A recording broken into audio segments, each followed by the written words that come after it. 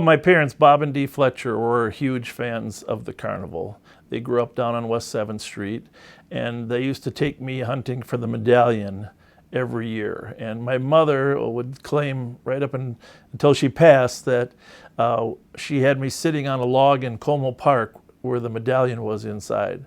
But we always went treasure hunting. We always went to the parades. But then in 1986, my father was approached by Charlie Hall and Tom Keller and asked to help with the 1986 Ice Palace. My dad was the chief of the design branch for the Corps of Engineers. That's why he was asked to be the project manager on the 86 Ice Palace.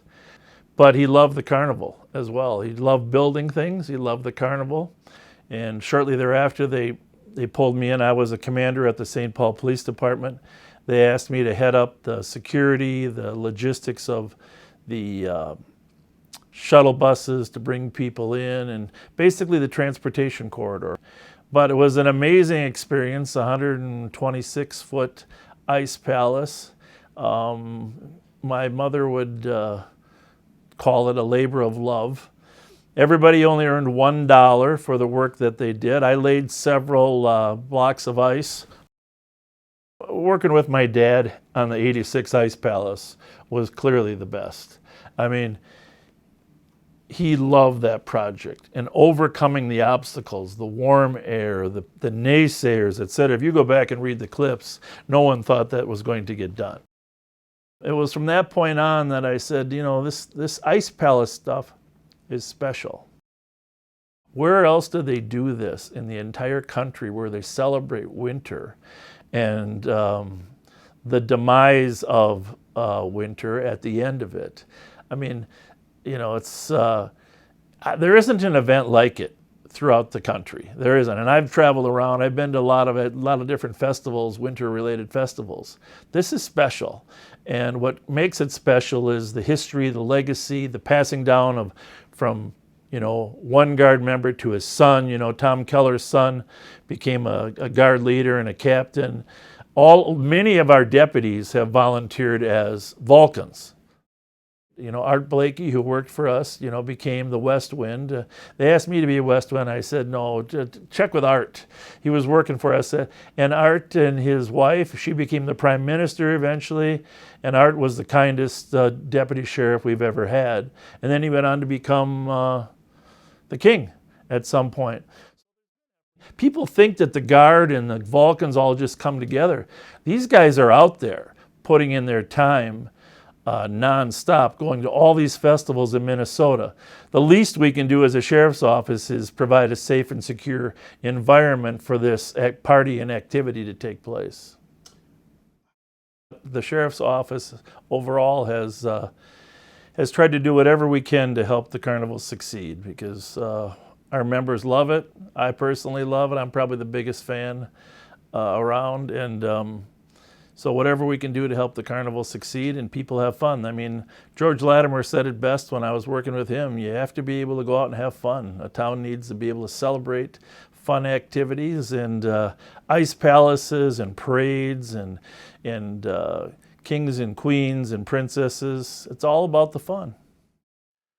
Well, it isn't just carnival that we look at this way, but here's what I will say. In the era of reducing budgets and less policing, departments have had to make decisions about what's important and what's not in terms of where you're putting your resources. And as you know, in Saint Paul, the city has begun charging agencies to have police service.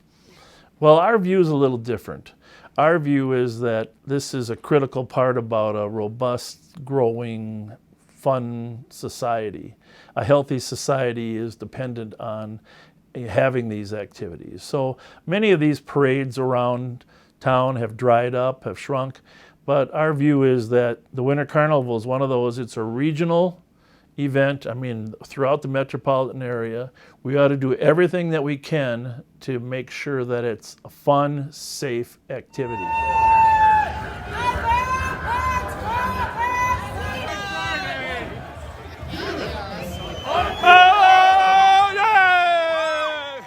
our participation in Carnival, you know, is primarily about safety and but it's also about community engagement. I mean, we want people to see the sheriff's deputies out there in positive roles and not behind them in a squad car writing them a ticket for 45 and a 30. I didn't know what I was getting into when I started in police work. Most people think it's what's like on television, but I can tell you this, it's the most rewarding job that I ever could have had. There's always a sense that you're doing something that makes an impact. The best feeling is when you're helping someone overcome an obstacle in their life, and the police officers and deputies that we have in this town are doing that every single day, and they should be appreciated for what they're doing. Look at my guy, I got goosebumps thinking about the work that they do.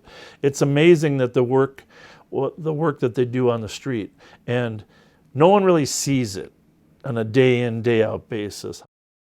If you just take your time to communicate with people and meet them where they're at, it's an amazing experience.